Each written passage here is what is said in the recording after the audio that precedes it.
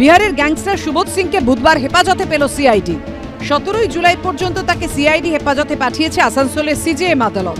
সকাল 10:50 কড়া নিরাপত্তায় আসানসোল সংশোধনাগার থেকে তাকে আদালতে নিয়ে আসা হয়।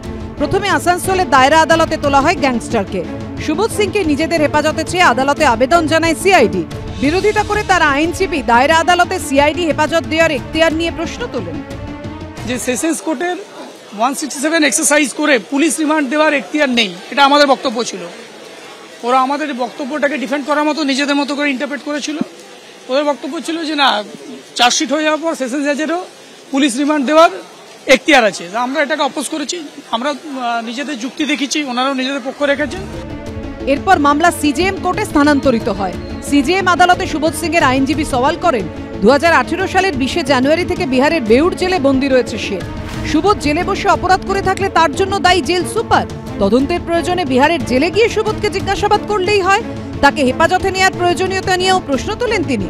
পাল্টা সরকারি আইনজীবী আদালতে বলেন, গ্রেফতার দেখানোর পর সুবোধকে প্রথম আদালতে পেশ করা হলো, তাকে হেফাজতে নিয়ে আরও তদন্তের প্রয়োজন রয়েছে। দুপক্ষের সওয়াল জবাব শুনে সুবোধ সিংকে সিআইডি হেফাজতে পাঠানোর নির্দেশ দেয় আদালত। 14 দিনের পুলিশ রিমান্ড গ্রান্ট হয়েছে।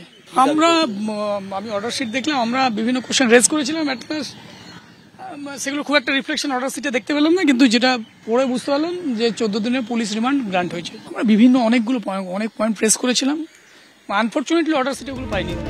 2018 সালের 20 জানুয়ারি থেকে বিহারের বেউড় জেলে বন্দী রয়েছে গ্যাংস্টার সুবোধ। রানীগঞ্জে ডাকাতির ঘটনায় রবিবার 30 জুন তাকে আসানসোলে নিয়ে আসে সিআইডি।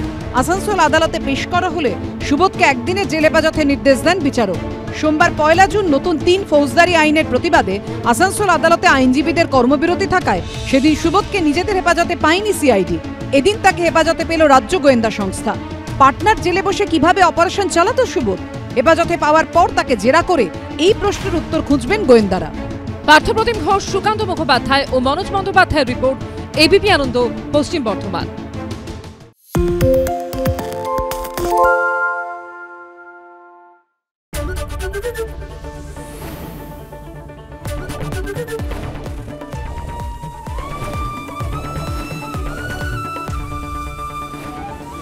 এবিপি আনন্দ, এগিয়ে থাকে, এগিয়ে রাখে।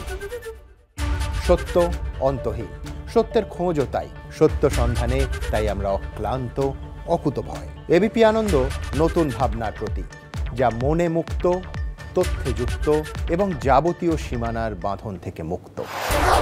সীমা না শব্দটির মধ্যে লুকিয়ে আছে মানা শব্দটি, যেন চোখ রাঙানি এক অদৃশ্য ব্যানাজার, যা আটকে রাখে আমাদের এক ছোট্ট গণ্ডির মধ্যে। একমাত্র সঠিক খবরই গড়ে তুলবে এক মুক্ত সমাজ। সেই জগৎ গড়ার লক্ষ্যে কোনো সীমানার ঠুকুটি আমরা মানব না। এবিপি আনন্দ, এগিয়ে থাকে, এগিয়ে রাখে।